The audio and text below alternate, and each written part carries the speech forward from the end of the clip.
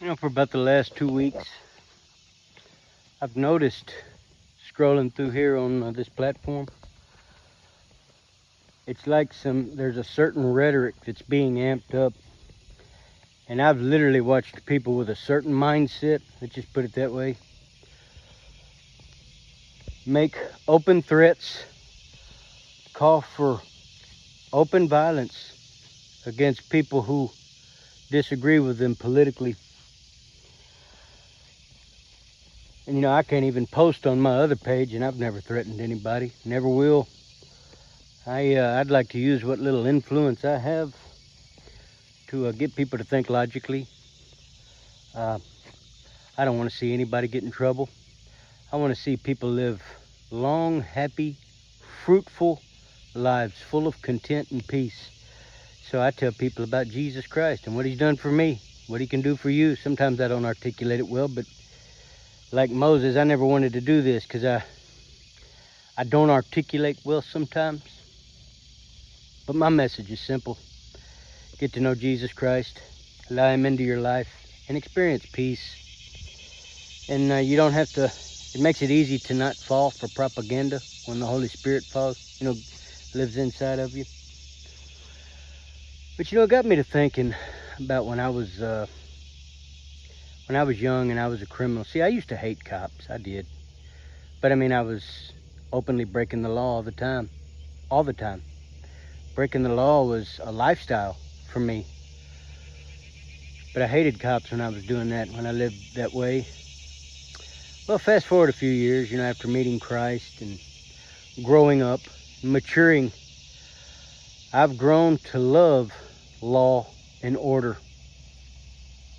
See, a lot of things I didn't do, even as a criminal, because of the fear that the cops could be around the corner. See, that's a good, healthy fear. You want criminals to be a little bit afraid of the cops. But without cops and without law and order, everything is a death sentence. If people don't think they can call the cops, well, people get nervous. Any new face coming up to their door could make them nervous. Especially in America, because we were smart enough to keep our, well, I'll just leave that at that. But, when I was a contractor, I hired a lot of illegal immigrants. And still do nothing but the respect for them, nothing but respect. I had a good experience with every single one of them. And I can honestly say, just right off the top of my head, there's at least 30 that come to my mind. All good people, all hard workers. People that I would go to bat for still today. But I have a question. And I'm not going to put my 2 cents in it, but I have a question to anybody that listens to my videos. Let's say you have 50 people standing outside your house. 2 of them are stone cold killers, but you don't know which 2. Do you let them all in without knowing which 2 are the killers? And let me give you another scenario. Your neighbor went ahead and let all 50 of them in. Still the same thing. 2 of them are killers. You don't know which ones. Do you call the police and get those 50 out of your house? Find the 2 and then let the 48 in if you want to?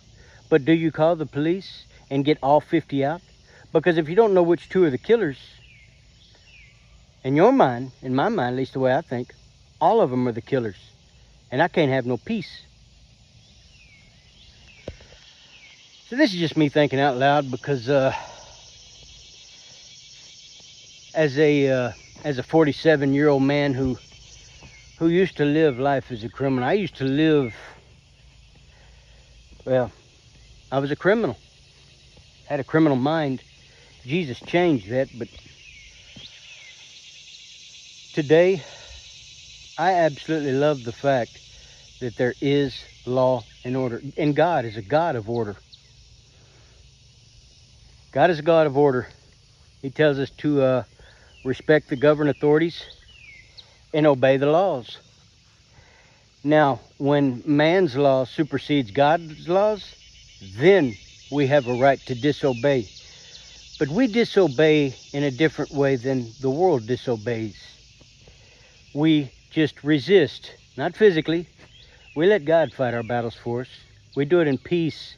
We do it calm, and we do it in a mature way, so that hopefully how we handle our resistance, our resisting, the world can look at that and see Christ. We want the world to see Christ in every situation we go through, whether we're disobeying the law, which I disobeyed in 20. I didn't wear a mask. I didn't do any of that. I didn't stay home. I wasn't rude about it. I just didn't. Because I felt those laws superseded God's laws. Because that was a satanic ritual, which I refused to participate in.